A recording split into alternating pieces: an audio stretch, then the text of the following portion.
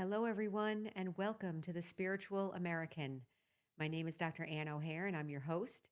And today we are going to be asking the question: is my mind gaslighting me? It's kind of lighthearted, but we're going to look beneath the surface and see what's going on inside the mind today. And before we get started, please consider like, sharing, and subscribing. As you know, that helps YouTube get our content out to more and more people. And of course, please consider sharing with your friends and family as well. So, is the mind gaslighting me? Well, first of all, what is gaslighting? We hear it all the time. I'm going to define it. Actually, it refers to a pop culture reference, a movie reference. I forget the year that it was. I believe it was in the 1940s. There was a movie called Gaslight, and it was where a husband and wife were living in a house, and the husband started making the wife believe that something was going on in the house, like changing the pictures around. And then when she would say, "This is going on and that's going on," he would say, "Oh, no, nothing's wrong. It's in your imagination," and so forth. So, gaslighting means that you're experiencing something and something is telling you that it's not what you're experiencing. That's basically what gaslighting means. So, is the mind gaslighting me means, is the mind telling me something that's not really true? And am I believing it? So, the thought I had about this is very simple example. You're at work. Let's say you're going to work or you're going to wherever you're going to where people are, and you're walking down the hallway, let's say work, and somebody walks by you and doesn't say hello. So what happened was the person just didn't say hello. But in your mind, let's say something happens like, what's wrong? Is something wrong? Does she not like me? Is she mad at me? What's going on? I wonder why she didn't say hello. Or something in your head could be saying, well, she should have said hello. That was rude. I can't believe it. Blah, blah, blah. So let's do the questioning one first. Is she mad at me? This and that. Maybe she's mad at me. Maybe something's wrong. That's the gaslighting. I'm going to call it gaslighting. Because the mind is trying to convince you of something that, if you look at it in reality, in sober reality, is maybe not true. And actually, if you use logic, is it true? Is it likely that she's sitting there thinking about how much she hates you and that's why she didn't say hello to you? I mean, maybe it's true, but it's probably unlikely if we're dealing with adults. So, when I'm talking about the mind gaslighting, what I mean is maybe we can take a look at our mind with a little bit of a critical view and maybe take a look and see, is what I'm saying in my mind true? Are those voices like really true? I've been believing them for a long time. I put down here paranoia because paranoia is a big one, that you think something's wrong. You know, something happens and you automatically think something's wrong. And then maybe I think something's wrong with me. Why? Oh, something must be wrong. Oh, what does that mean? What's going to happen now? So, gaslighting means that someone is trying to convince you of something that's not true. But generally, the person who's being gaslighted knows what's true. And I'm going to say that spiritual truth is the truth that we need to start stabilizing in. Because the mind, for whatever reason, whatever we put in there over many, many years, or whatever belief systems we have, and so forth, however we were brought up, whatever social situation, schooling, those voices are there. But maybe we could start having a critical view and say, you know what? I don't know if you're actually true. Maybe you're not true. So, what spiritual truth are we going to hold on to? But before we do that, let me ask this: is the mind trying to tell me that something's not true? And then, oh, here's another one: leaving me out. Oh, they're leaving me out. I didn't get a chance to do this. My boss never gives me a chance. This person didn't give me a chance. Or you feel defeated by your job or work, or maybe your parents or something, some authority, you feel defeated, like, oh, they're not paying attention to me. They're not giving me any attention. I deserve some more attention. I can share something from my own life. There was one time where this thing that I'm not getting any attention or I'm not getting what I deserve was really ruining my life. That thought that I deserve this. I shared in the podcast one time where I put in for a job, assistant manager job, and I was convinced that I should have this job. Like I had all the qualifications and so forth. And I really was convinced that I would do a good job, and I probably would have, but I didn't get the job. And long story short, I was devastated and I suffered terribly for like 5 years. I suffered because I didn't get this job. Why did I suffer for 5 years? Someone was talking in my mind. Something's wrong. They don't like you. They didn't appreciate you. They're terrible, blah, blah, blah. You can't, they're not your friend, whatever. I don't want to try to give voice to every single aspect of it, but I'm sure you can imagine yourself, if you've ever had like a self-critical or negative voice in your mind, like, and it drags you down. So for 5 years, I know it sounds weird to be that upset for 5 years, but I was that emotionally invested that for 5 years, it was dragging me down. Another thing, relationships. I was in a relationship or relationships, and then when you try to break off the relationship, you feel bad, and then you feel like you still want to talk to the person, or maybe you need to set a boundary with someone and you can't because something inside is saying, no, you still have to be a good person. You still have to keep contact. You still have to this or that. Or maybe it's the opposite. Maybe you have an opportunity to speak or to get to know somebody and something's holding you back. No, you better not do that, blah, blah, blah. So today I'm calling it gaslighting because whatever the mind is telling you is not really true. It's to create a feeling of despair, actually. It's to create a feeling of helplessness and despair. And none of it is true. But it feels true. It feels very true because you're in the throes of the feeling. Like it's talking and you're like, oh, I can't believe this is happening. And for 5 years, I was like that. I'm sure some of you can relate to it. Either it was in a relationship or when you're growing up or whatever. But you're in the throes of the feeling and the mind is sitting there talking to you and keeping you in that feeling, creating the thoughts. So why is this important? I remember something else happened. We were in a meeting one time, and someone got up and shared that they really felt that they were being left out, that they had done so many years of work with the organization and so forth, and they really felt left out. And I remember, first of all, I remember feeling that person was very courageous for sharing the truth in the group. And I found out later that some of the leaders of the group took that person aside and tried to talk to her and tried to let her know that whatever she was thinking in her mind was not true.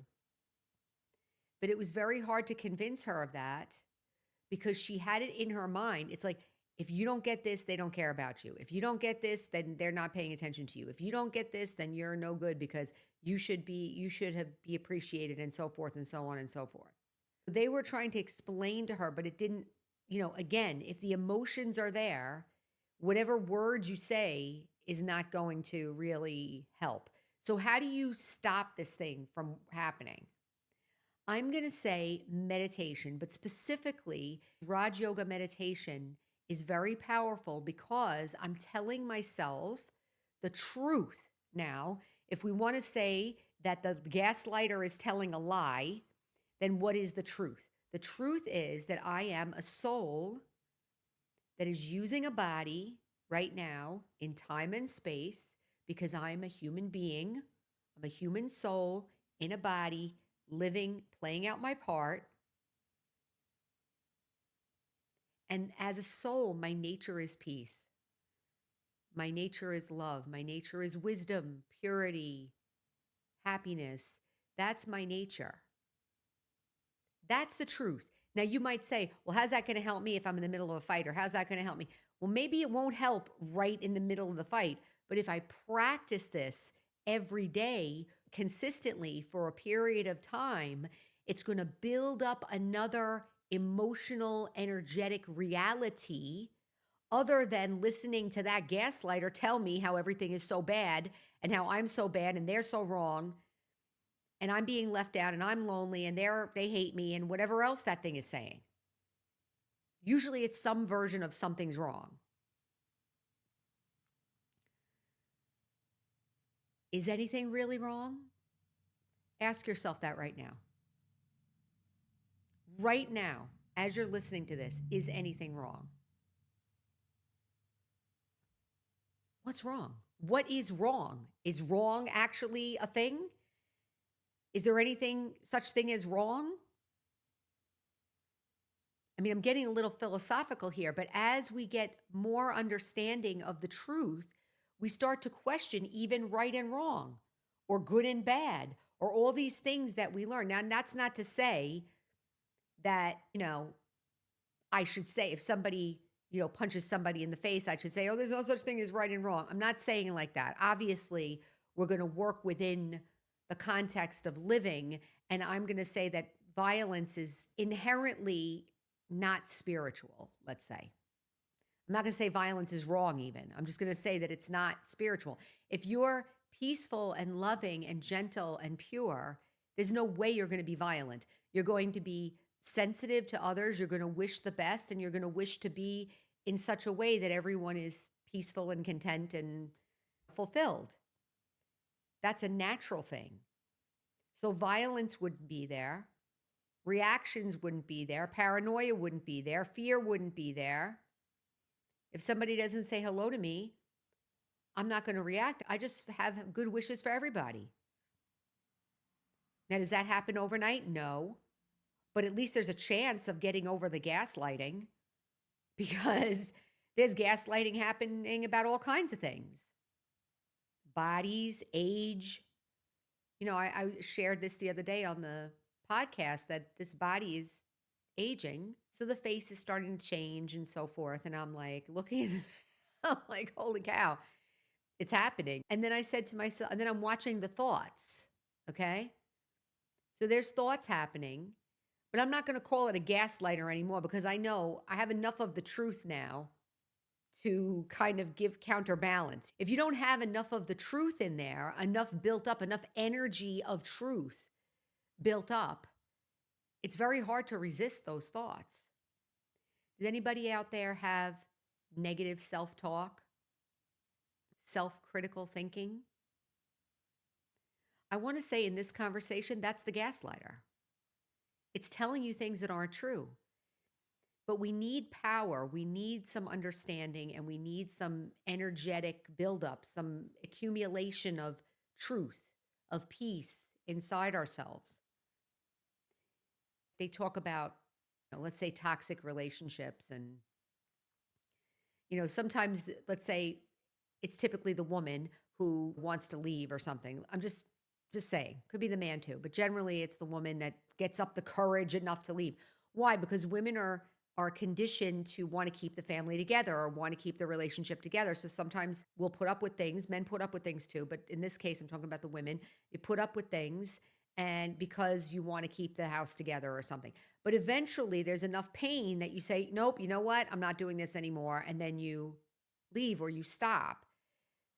And that's good because your self-respect is coming up. So in that case, it's like your self-respect builds up enough to break the cycle.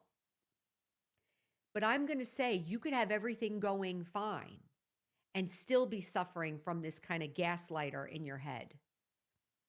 So in that case, I recommend daily meditation practice. I'm a soul. My nature is peace.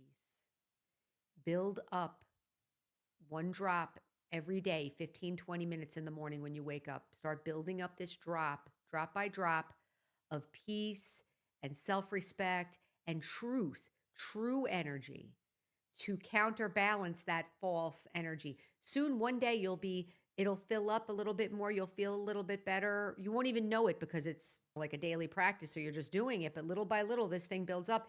And one day you'll be you'll be doing something and the voice will start and you'll be like, wow, that's just a voice. Whoa, the gaslighter doesn't have any power anymore. Why is that? You're not fighting it, but you have some other truth to stand on. So, is the mind gaslighting me? I would say for most of us, yes. It's saying things that aren't true, and we're believing it because we're not strong enough in our true reality to counteract it. So, what do we need to do? We need to do meditation, self care, have an attitude of self care, and also listen to things like this that are talking about the mind, talking about the inner workings, because we want to get an idea of what's happening in here. I know I suffered for so many years and I did a lot of work on myself. I did psychology, I did self help, I did anything, I did it all. But it didn't really break this cycle. No matter what I did on the outside, or no matter how much I studied, or no matter who I was around or not around, I still had that gaslighter in my head that was telling me I was no good, that was telling me something's wrong. Now I can say maybe that thing is there, maybe I want to say maybe less than 5% of the time. It's like a miracle that I'm saying that. That was there all the time. That was my natural landscape of the mind was like that. So I'm here to say that this really does work. Daily self care practice, daily meditation practice, begin to build up your true self respect and the energy of the truth and the energy of peace.